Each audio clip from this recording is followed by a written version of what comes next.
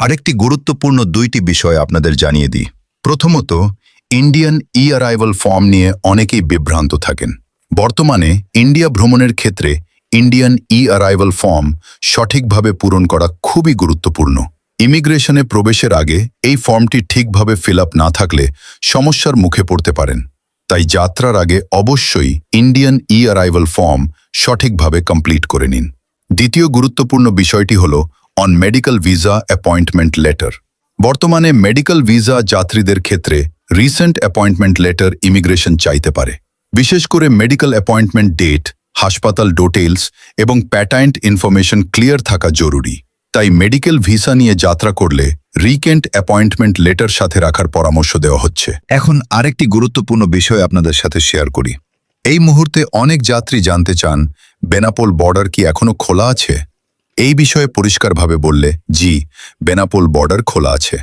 Benapole border এখনও স্বাভাবিকভাবে খোলা রয়েছে এবং প্রতিদিন নিয়ম অনুযায়ী ইমিগ্রেশন ও কাস্টমস কার্যক্রম পরিচালিত হচ্ছে।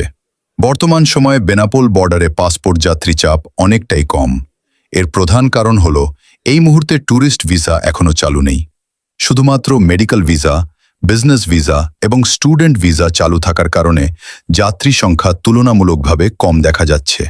আরেকটি বিষয় নিয়ে অনেক যাত্রী কিছুটা দুশ্চিন্তায় থাকেন।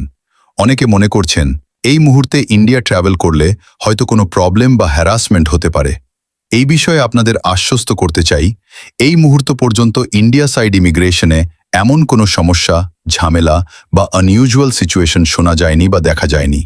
So far there is no major issue reported.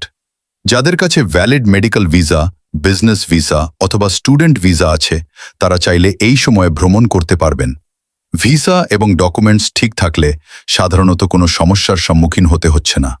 আরেকটি ভুল ধারণা অনেকের মধ্যে আছে, এই মুহূর্তে বেনাপোল বর্ডারে নাকি বেশি ঝামেলা করা হচ্ছে।